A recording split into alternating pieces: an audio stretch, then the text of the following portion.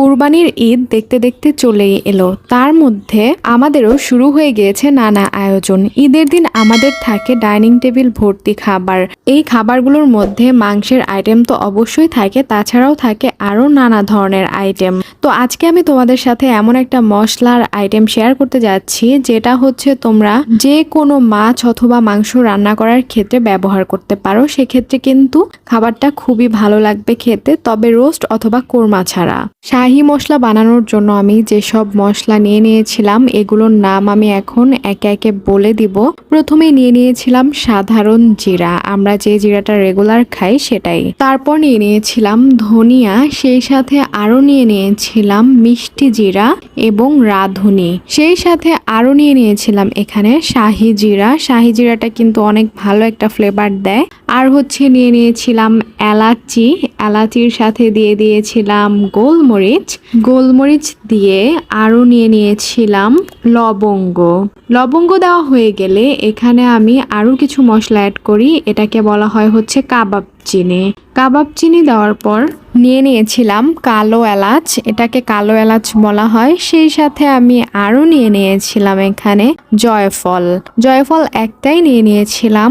জয়ফল দেওয়ার পর দিয়ে দিয়েছিলাম তেজপাতা দেওয়ার পর দিয়ে দিয়েছিলাম দারুচিনির সাথে আরও অ্যাড করে দিয়েছিলাম শুকনো মরিচ, সেই সাথে নিয়ে নিয়েছিলাম জয়ত্রী এবং জয়ত্রীর সাথে নিয়ে নিয়েছিলাম হচ্ছে একদম লাস্টে স্টার মশলা।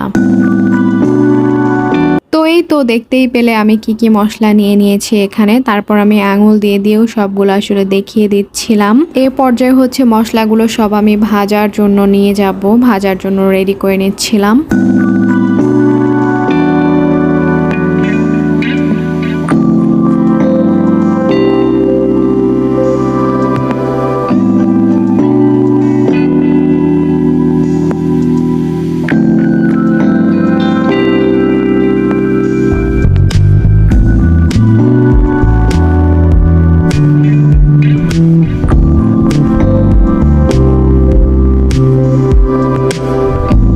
তো এখানে চুলাতে আমি প্যান দিয়ে দিয়েছিলাম। তারপর আমি এখানে দিয়ে দিলাম বিভিন্ন রকমের মশলা।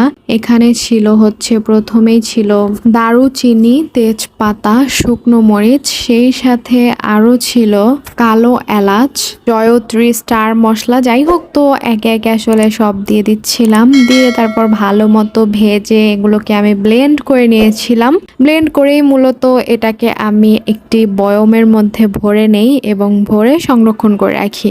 যখনই দেখা যায় বাসায় কোনো মাংস রান্না করি অথবা দেখা যায় যে কোনো তরকারি বা কিছু, তখন আসলে এই মশলাটা আমি দেই, আর এত বেশি ইয়ামি হয় সেই তরকারিটা যা বলার বাইরে। তোমরা কিন্তু অবশ্যই বাসায় এটা ট্রাই করবে। আর ঈদের দিন তোমরা সবসময় একটু ঝামেলার মধ্যেই থাকো, দেখা যায় ভাবো যে আসলে কিভাবে কি করবে, সেক্ষেত্রে কিন্তু ঈদের আগে এখন এটা তোমরা বানিয়ে রাখতে পারো। তারপর দেখা গিয়েছে কুরবানির পরে বিভিন্ন মাংস তোমরা রান্না করবে বিভিন্নভাবে, তখন কিন্তু এই মশলাটা হাতের নাগালে থাকলে তোমরা খুব সহজে আসলে মশলাটা দিয়ে একদম রান্নাটা কমপ্লিট করে ফেলতে পারবে। সো ভালো থেকো, সুস্থ থেকো, আমার চ্যানেলটিকে অবশ্যই সাবস্ক্রাইব করে দিও, আর একটি বেল বাটনে ক্লিক করে একটি লাইক এবং সাবস্ক্রাইব দিয়ে পাশে থেকো। আল্লাহ হাফেজ।